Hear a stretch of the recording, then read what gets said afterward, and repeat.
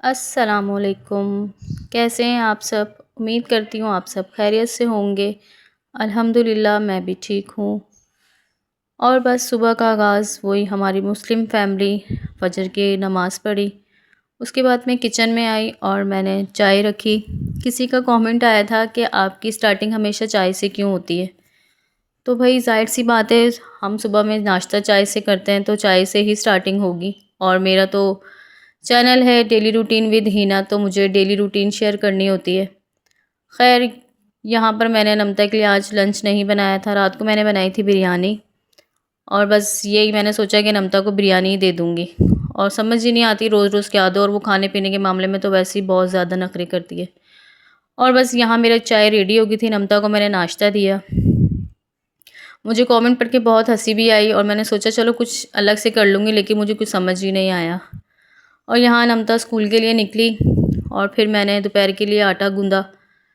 आटा गूँधने के बाद मैं सो गई थी, क्योंकि रात में रूटीन बहुत ज़्यादा ख़राब है और कुछ दिनों से मैं व्लॉग भी नहीं डाल रही थी।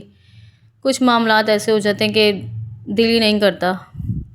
खैर जी, यहाँ पर मैं उठी और सबसे पहले मैंने अपना किचन साफ़ किया।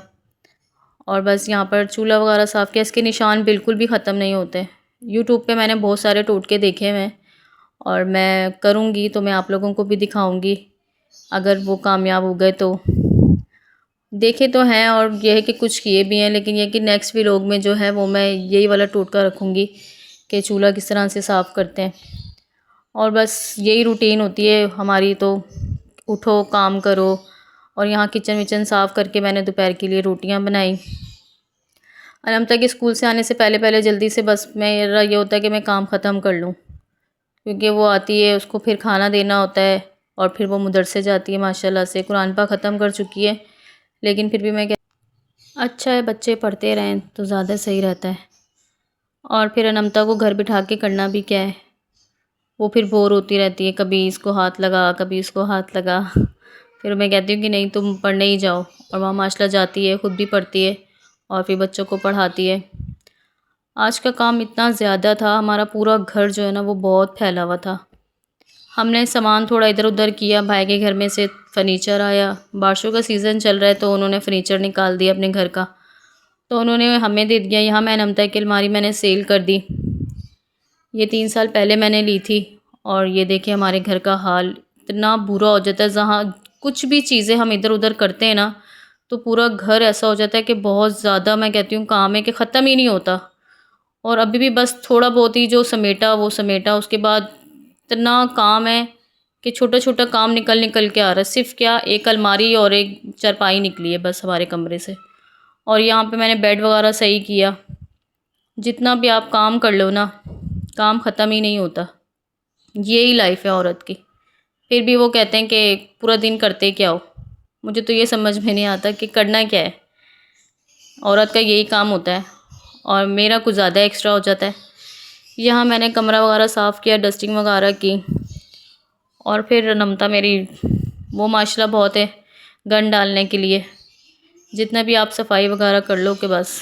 फिर उसके बाद मैंने चाय वगैरह पी।